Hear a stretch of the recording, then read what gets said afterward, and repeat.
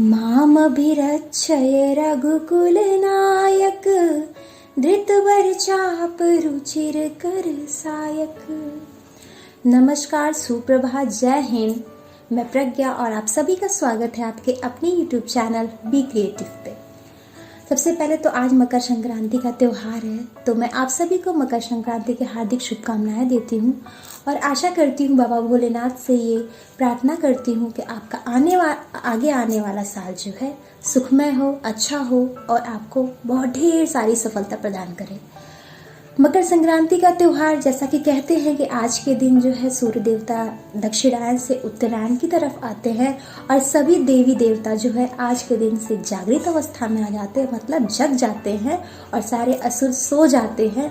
इसीलिए आज के दिन से ही सारे अच्छे काम जो है वो शुरू हो जाते हैं और इसीलिए हम मकर संक्रांति का त्यौहार बहुत धूमधाम से मनाते हैं।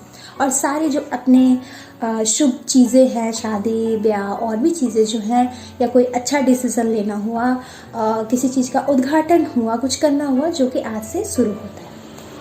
चलिए, तो ये तो रहा मकर संक्रांति के त्यौहार के बारे में। तो मैं आपके साथ कुछ शेयर करती हूँ।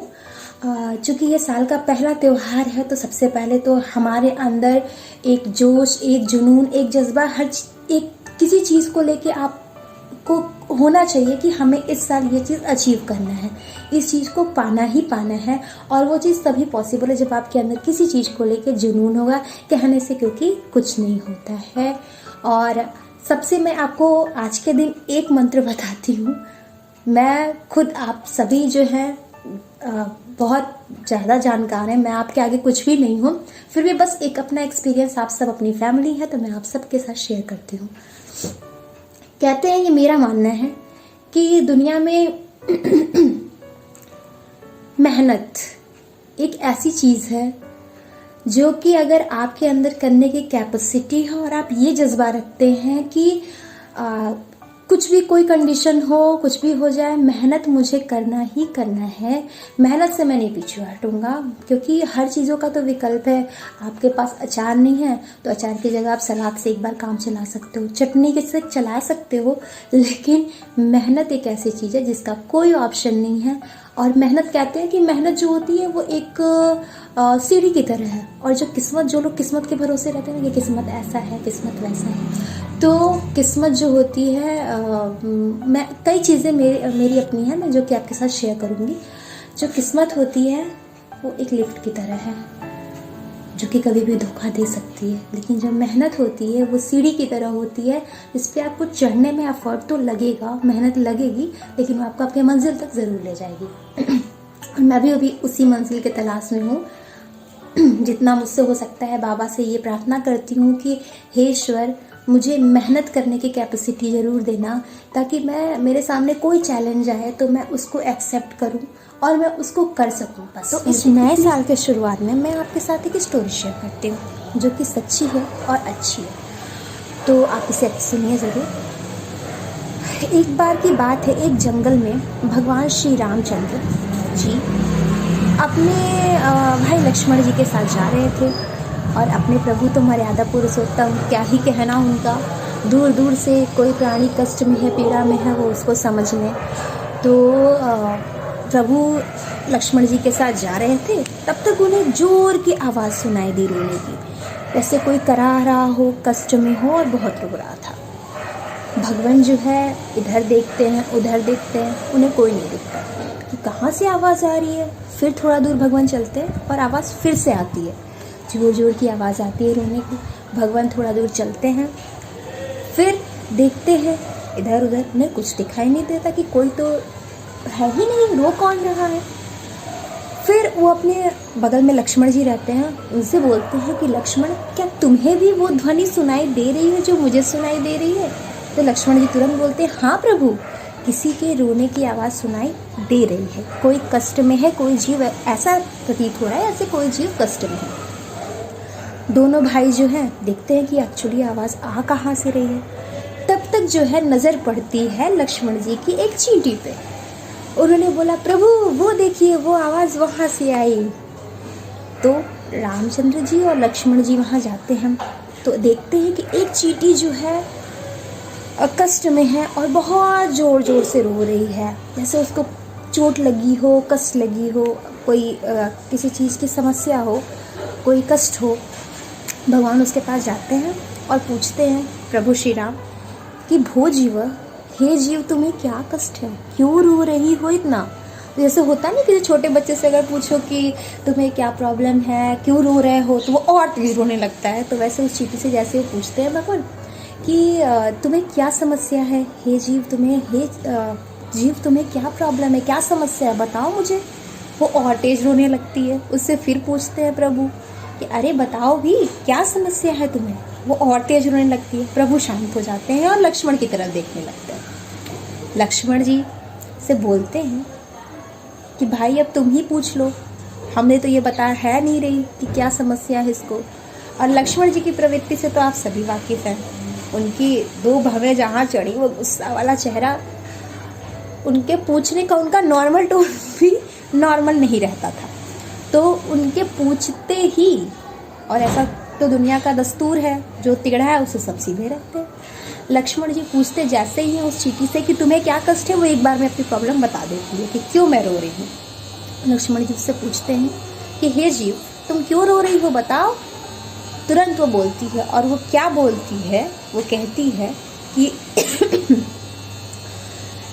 कि हे प्रभु, हे नाथ, हे ईश्वर, मैं यहाँ रास्ते में पड़ी रहती हूँ, लोग आते हैं, मुझ पे चढ़ते हैं और चले जाते हैं।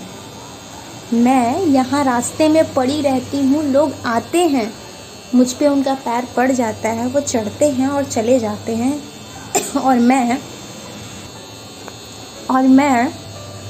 राम राम कह के अपना कष्ट हर लेती हूँ। मैं राम का, प्रभु श्री राम आपका नाम लेके सारे कष्ट हर लेती हूँ। मुझ पे कोई आता है, चढ़ता है, चला जाता है, लेकिन बोलते ही वो चीटी फिर रोने लगी। लेकिन लक्ष्मण जी फिर लेकिन क्या, उसका जवाब फिर आता है कि हे नाथ, मैं यहाँ रहती हूँ, लोग आते हैं, मुझ पे चढ़ते हैं, चले जाते हैं, और मैं राम राम कह के अपना कष्ट हर लेती हूँ। लेकिन आज जब प्रभु श्री राम ही मुझ पे से चढ़ के चले गए, तो अब बताइए भगवान मैं क्या करूँ, मैं कैसे अपने कष्टों को सहूँ, किससे बोलूँ। श्री रामचंद्र जी, लक्ष्मण जी स्तब्ध हैं।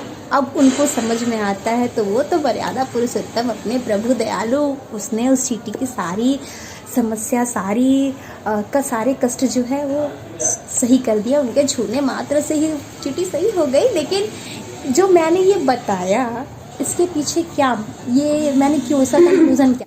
तो टॉपिक इज़ दैट कि हम भारत के वासी हैं। इंडिया का एक अपना कल्चर है, एक अपनी संस्कृति है, और हमें इस संस्कृति पे प्राउड होना चाहिए। हम करते भी हैं प्राउड, हमें इस संस्कृति पे बहुत नाज है, बहुत प्राउड है।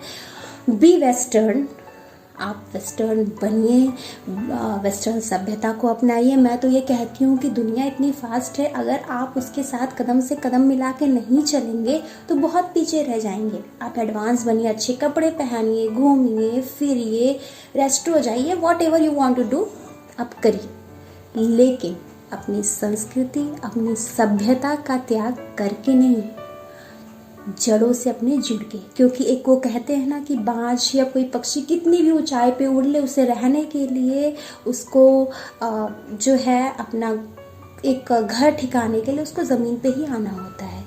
तो अपनी संस्कृति, अपनी सभ्यता का त्याग करके नहीं। और ये जो मैंने एक कहानी सुनाई कि उस चींटी को समझ में नहीं आया, जब श्री राम ही उसके ऊपर से चढ़ के चले गए तब क्या कहेगी, तो ये हमारे ऊपर लागू होती है।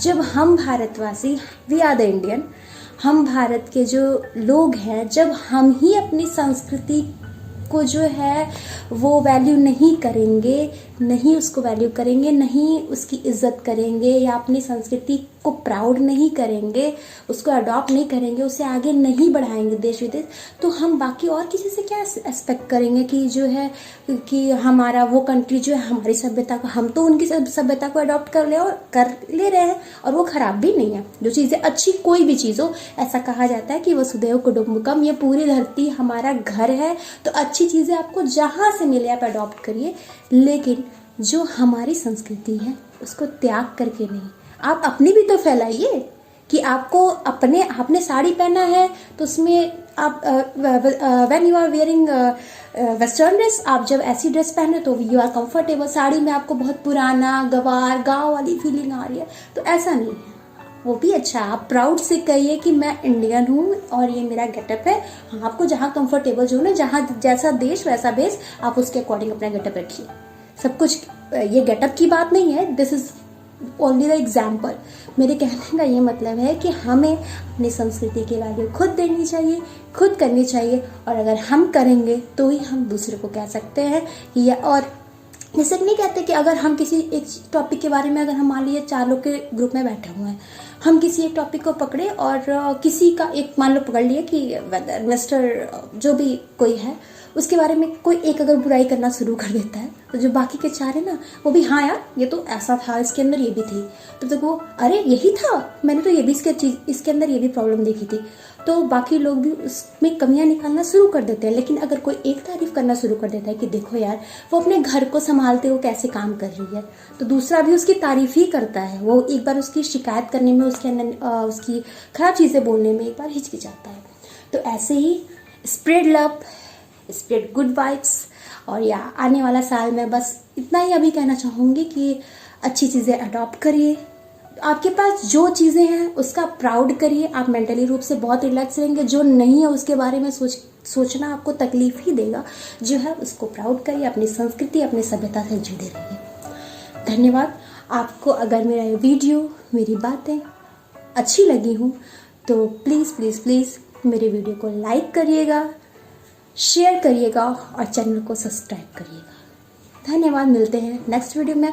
ऐसे ही आप मुझसे जुड़े रहिए, मैं आपके लिए अच्छी अच्छी बातें, अच्छी अच्छी वीडियोस लेके आऊँगी और आप सब मेरे फैमिली का हिस्सा हो। और मुझे कोई किसी तरीके का कोई सुझाव, कोई एक्सपीरियंस शेयर करने के लिए नीचे दिए गए डिस्क्रिप्शन में आप मुझे मेल कर सकते हैं। Thank you. प्रणाम। नमस्कार।